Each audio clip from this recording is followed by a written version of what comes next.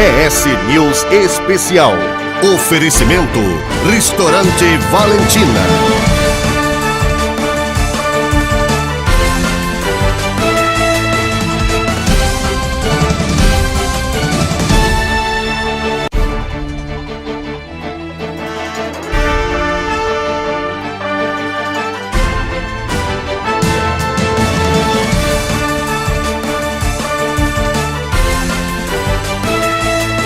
Agora, no ES News Especial.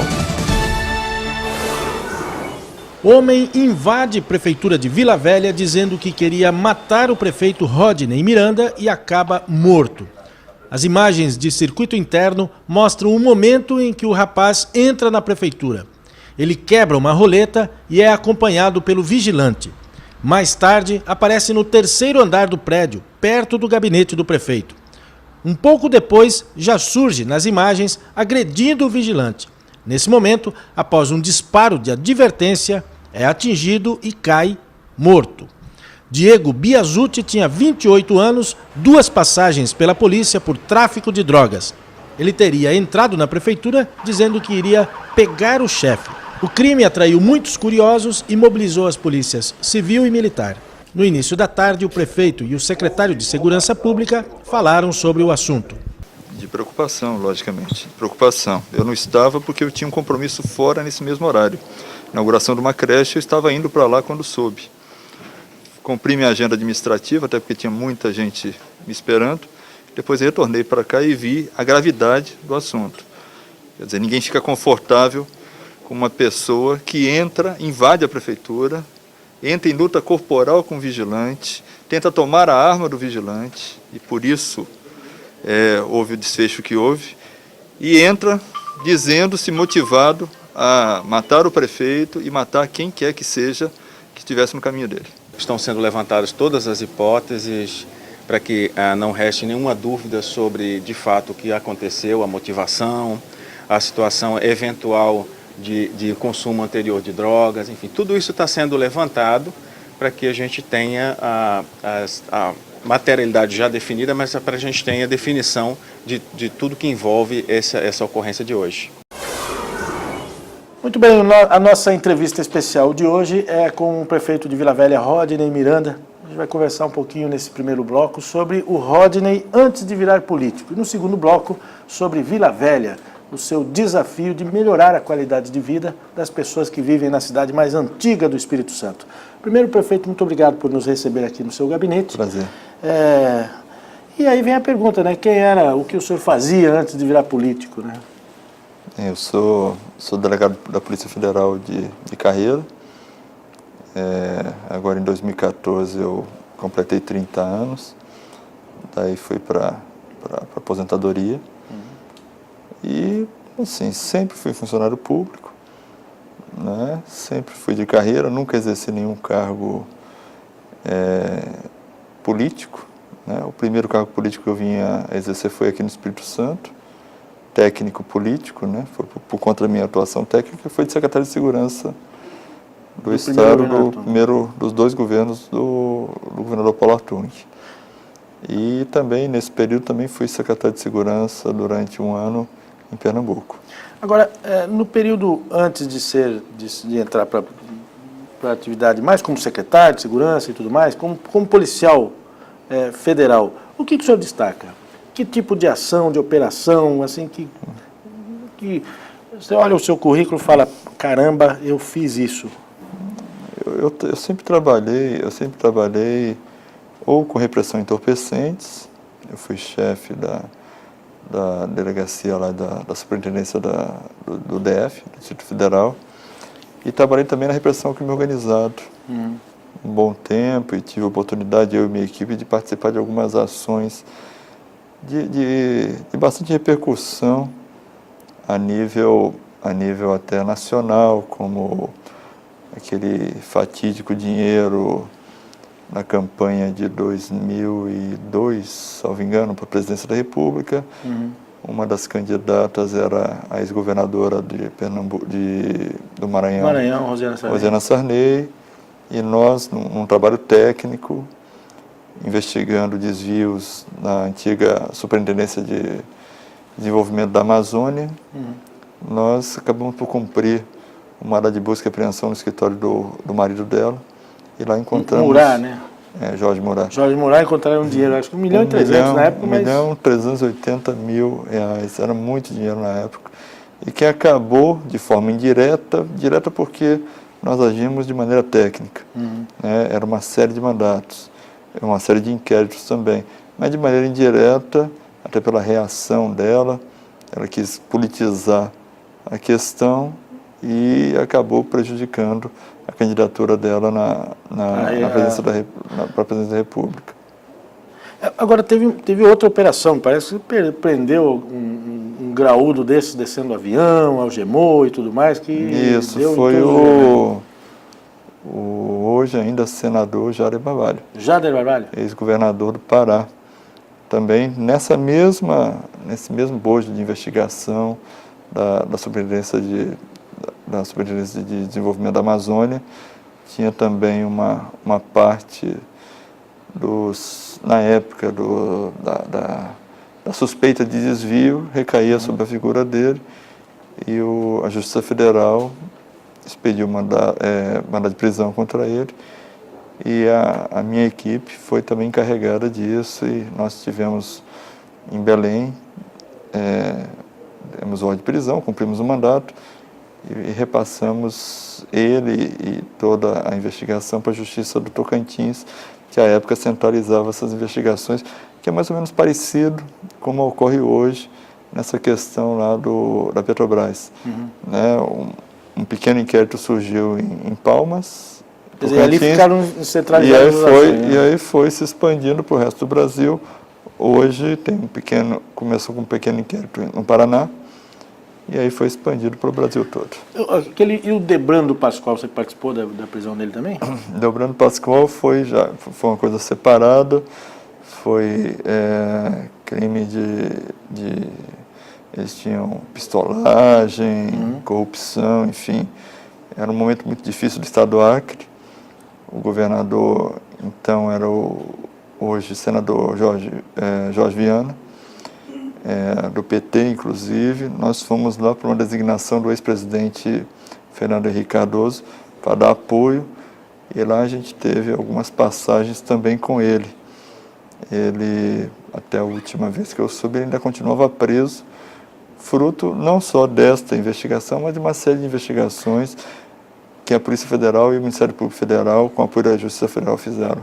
Esse Debrando é aquele famoso da motosserra que falava? Da Serra Elétrica. Da Serra Elétrica, mas assim, nós andamos muito atrás de um dito vídeo que ele teria feito, na época ainda era VHS,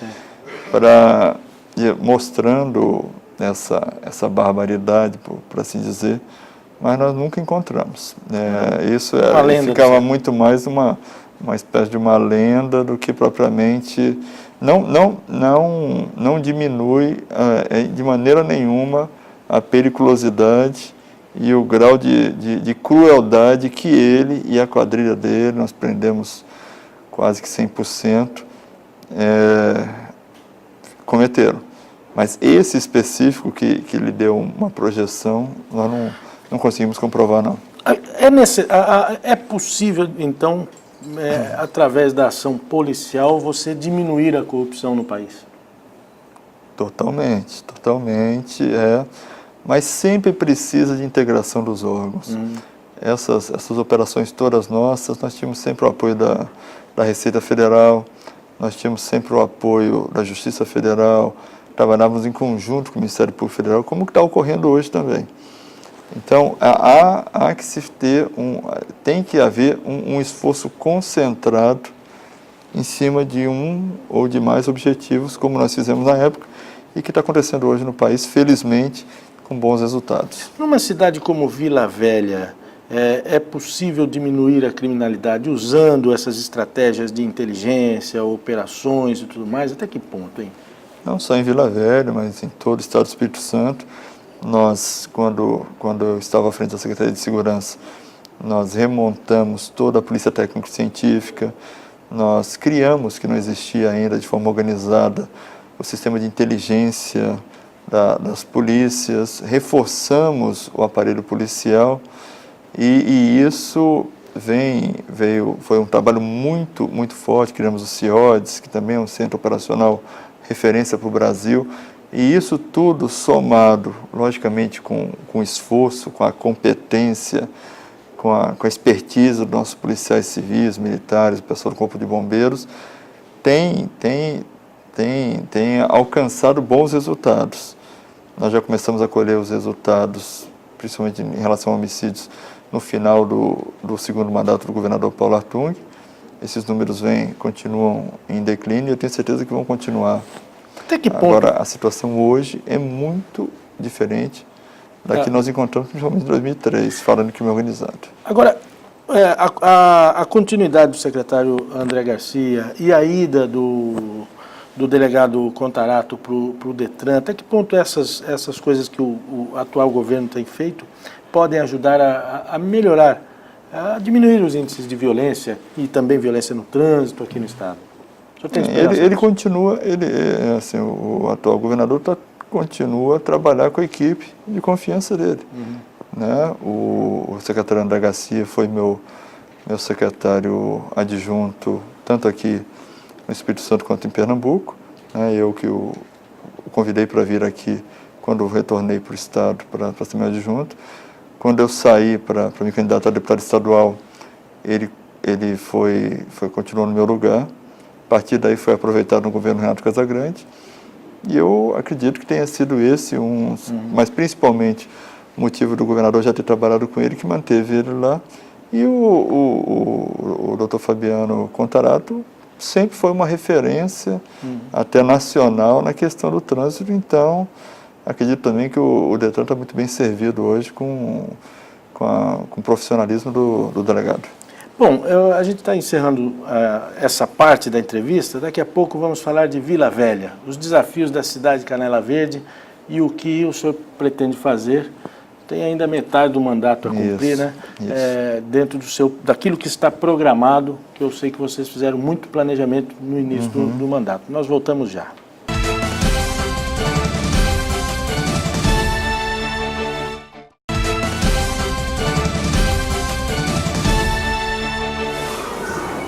Muito bem, retomamos a entrevista com o prefeito Rodinei Miranda. No primeiro bloco a gente conversou um pouquinho sobre a vida dele como policial, como delegado da Polícia Federal, o quanto ele se destacou nessa atividade, prendeu um monte de graúdo por aí. Eu fiquei até impressionado com essa conversa aqui. E o Debrando, Jade Barbalho, o marido da governadora lá, Rosiana Sarney, e entramos um pouquinho no assunto de segurança pública. Eu quero falar agora, prefeito, se me permite, a respeito de Vila Velha. Isso. Quer dizer, daqui a praticamente 2 anos encerra o seu mandato. Como o senhor acha que Vila Velha vai olhar para a equipe de Rodinei Miranda nesse período? Eu não tenho dúvidas nenhuma que nós, no final do nosso mandato, nós vamos entregar para a nossa população uma cidade muito melhor. Uma cidade mais organizada, uma cidade mais limpa, uma cidade mais segura. E nós estamos atuando em todas essas frentes. Os 2 primeiros anos foram anos de reorganização da casa, não vou nem dizer de pagamento de dívidas só, porque nós pagamos muita dívida, inclusive da maioria das gestões anteriores, mas principalmente de equacionamento dessa dívida, de enxugamento de estrutura. Estamos vivendo um período de queda de receita, de dificuldade econômica do país, e aí logicamente tem reflexo no Estado do Espírito Santo e reflexo logicamente também nos municípios. Mas conseguimos, como você colocou, já avançar em vários pontos. O diagnóstico inicial, até usando essa palavra, para a saúde de Vila Velha era o pior possível. Minha secretária Andréia, primeira vez que ela falou sobre isso comigo, ela falou que nós não tínhamos sistema de saúde hoje, naquela época, no início do nosso governo, 2013, no município. Hoje a gente já está com um sistema bem mais organizado, ainda com dificuldades, como todo o sistema de saúde público brasileiro hoje está, porque essa questão da universalização é uma coisa muito complexa, embora eu tenha muito elogios a fazer ao SUS, que é um sistema que funciona, mas é um sistema difícil de... Dizem que o maior plano de saúde que existe no mundo é o SUS. Exatamente, é admirável, tanto que quando eu era secretário de Segurança, nós secretários tentávamos montar um SUSP, um Sistema Único de Segurança Pública também, porque essa questão do fundo a fundo, da divisão de tarefas, da universalização da divisão de tarefas, baixa, média e alta complexidade é uma coisa bem interessante. Mas hoje nós avançamos bastante, como avançamos também na educação, né? Na mobilidade nós estamos trabalhando, na reorganização da cidade, como eu coloquei, reorganização de processos, voltamos a contar com a confiança e com a credibilidade. A Prefeitura voltou no nosso governo a voltar com a confiança e com a credibilidade da nossa população. E temos dois grandes desafios importantíssimos. Um é a questão da drenagem, a questão dos alagamentos, que é histórico. Quer dizer, a primeira grande cheia que se tem registro aqui em Vila Velha como uma cidade média para grande, como é grande hoje, foi na década de 60. De lá para cá, além do dique de Guaranhuns, pouca coisa se fez. Então estamos enfrentando com muita... Vocês se prepararam para enfrentar um alagamento ou chuvas do tamanho do ano passado, que aquilo ali é uma coisa retrasada para o ano passado. Não tem agora, no mundo que fizeram muito investimento? Muito, estamos fazendo muito investimento, boa parte deles, inclusive, a maior parte com dinheiro da União, mas também uma boa parte com recurso do Tesouro Estadual, Tesouro Municipal. E hoje Vila Velha está bem mais preparada de quando nós chegamos para as chuvas. Não sabemos ainda se o suficiente para que Vila Velha seja considerada uma cidade normal. Quando chove na proporção catastrófica, como essa última chuva, de um ano e pouco atrás, alaga, mas a água entra o mínimo possível na casa das pessoas, ou no comércio das pessoas. Escoou mais rápido, né? Exatamente. E escoa, nós pegamos uma chuva no dezembro do ano passado, muito forte, mais de 100 milímetros, e a água escoou bem rápido, então é sinal que nós estamos indo para o caminho certo. E eu estou bastante otimista em relação a gente, nesses 4 anos, avançar o que não se avançou na história de Vila Velha nessa questão. Porque nós estamos executando,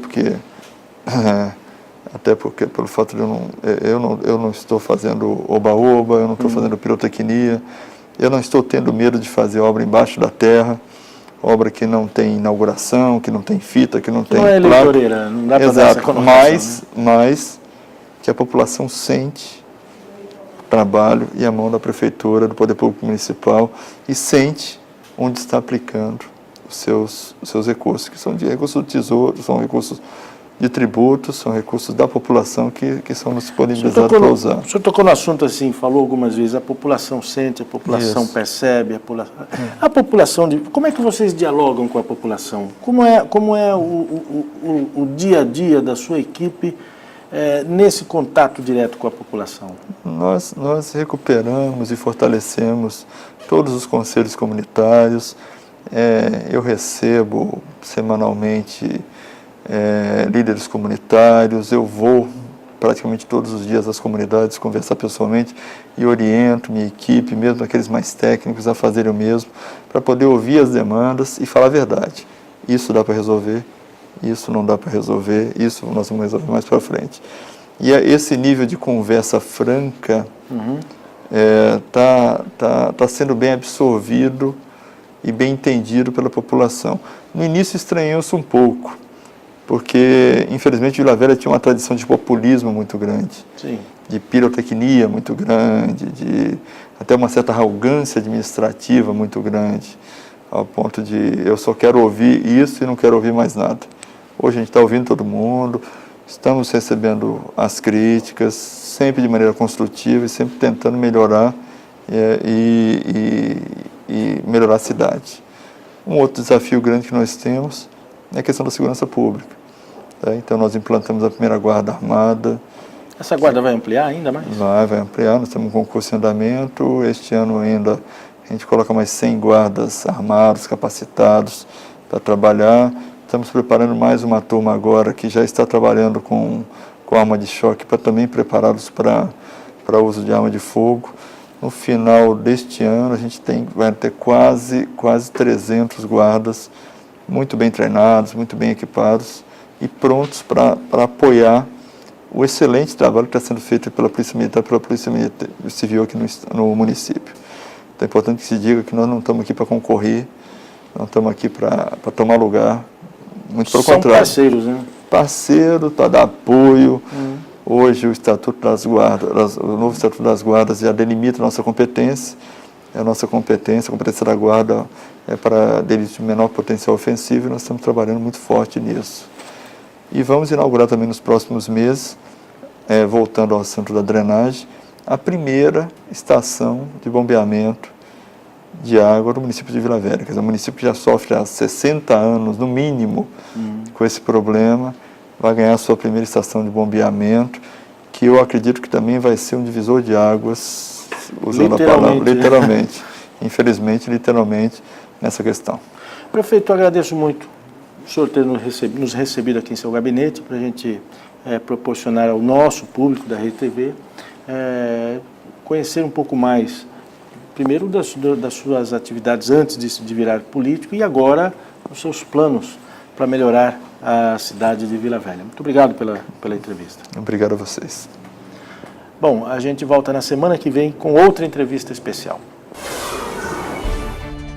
O Espírito Santo é um dos estados atingidos por redução de carga de energia elétrica. Aqui no Espírito Santo, segundo a EDP Celsa, por determinação do operador nacional do sistema, foi preciso hoje promover uma redução de carga no fornecimento de energia para 8 municípios. A companhia informou ainda que o fornecimento já foi normalizado, mas que não recebeu do operador nacional do sistema a informação sobre o motivo da redução. A maior preocupação é com 3 municípios que estão no litoral e que recebem, nesta época do ano, muitos turistas. Operação da Polícia Federal investiga uso indevido de títulos públicos. A Operação Mirage foi deflagrada hoje pela manhã em 3 municípios da Grande Vitória, Cariacica, Vila Velha, além da capital. Foram cumpridos mandados de busca e apreensão em 3 escritórios de advocacia e 4 empresas. 11 pessoas foram conduzidas para a sede da Polícia Federal aqui do Espírito Santo para prestar esclarecimentos. Segundo a Receita Federal, os advogados convenciam seus clientes a adquirirem títulos públicos datados do século passado para fazer compensação tributária, ou seja, para pagar dívidas com a União. Os valores envolvidos somariam 72 milhões de reais. A operação continua. Outras 43 empresas estão sendo investigadas. Teria montado um esquema que através do qual faziam negociações de falsos créditos tributários com empresas, com empresários que tinham débito com a Receita Federal. A legislação estabelece que créditos adquiridos de terceiros não podem ser utilizados na compensação de tributos federais. Além disso, o crédito, quando bom, tem que ter natureza tributária. E esse não tinha.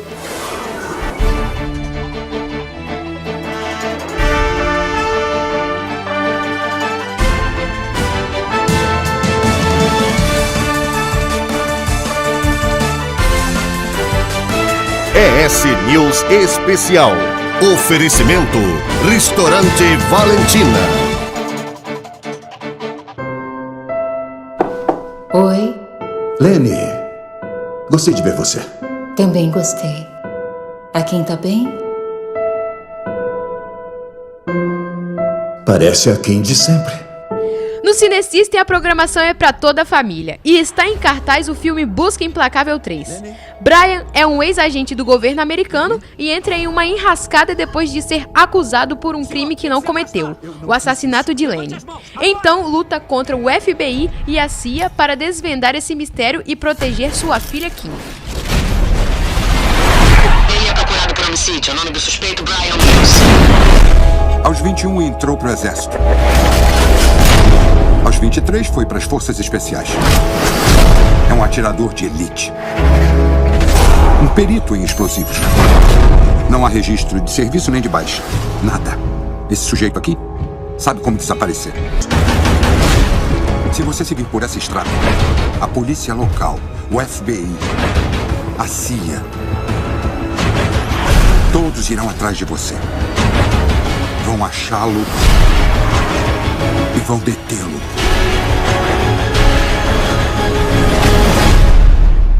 Boa sorte. Para a criançada está em cartaz a animação Minúsculos, uma aventura em que duas tribos de formiguinhas buscam conquistar uma caixinha de açúcar. E uma das tribos conta com a ajuda de uma jovem e corajosa Joaninha.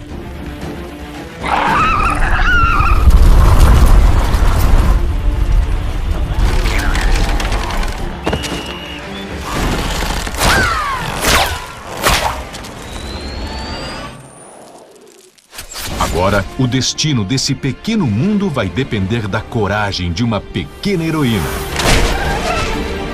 Minúsculos, o filme.